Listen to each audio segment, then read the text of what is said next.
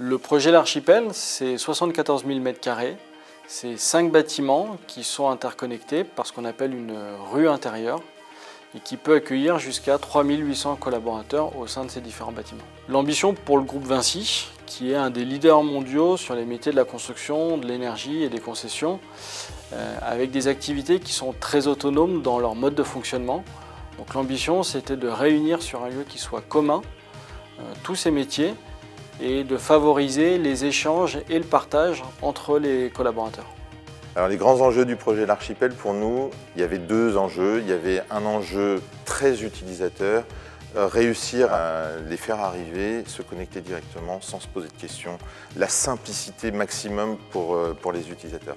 Le deuxième enjeu pour nous, c'était de réussir à faire fonctionner ce réseau avec un nombre relativement limité d'administrateurs, parce qu'on ne voulait pas démultiplier le nombre d'administrateurs. Alors on a choisi le couple Axians et Cisco parce que d'abord ils travaillent régulièrement ensemble sur plein de gros projets.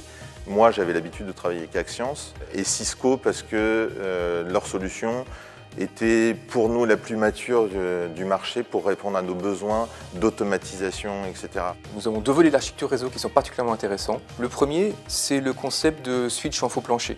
Sur Archipel, les commutateurs réseau qui fournissent la connectivité sont hébergés à proximité des utilisateurs directement dans les faux planchers. Donc cela permet de réduire la quantité de câbles cuivre RJ45 nécessaires pour connecter ces équipements, puisque vous positionnez justement ces équipements actifs au plus proche des utilisateurs. Sur Archipel, c'est un peu moins de 50 locaux techniques qui ont ainsi été économisés et ça représente en termes de kilomètres de câbles environ 250 km de câbles. Le deuxième volet extrêmement intéressant du projet repose sur le réseau, la technologie de virtualisation et d'automatisation fournie par Cisco au travers de sa solution SDA et DNS Center.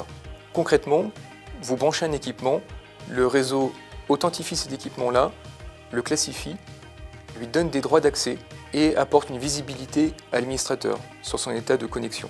La grande promesse de DNS Center, c'est de préconfigurer des grandes stratégies réseau et qu'elles soient disponibles à n'importe quel point réseau sans avoir à reconfigurer port par port. Demain, sur la partie IoT, on peut connecter des objets connectés sur notre réseau utilisateur parce que je sais que je pourrais configurer DNS Center de façon à ce qu'il soit à l'endroit où je veux qu'il soit au niveau réseau.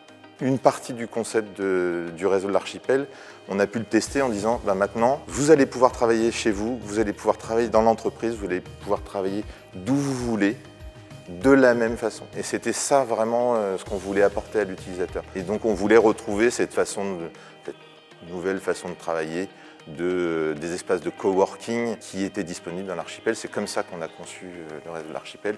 Et après presque un an maintenant d'utilisation, ça fonctionne plutôt bien. On est plutôt très contents.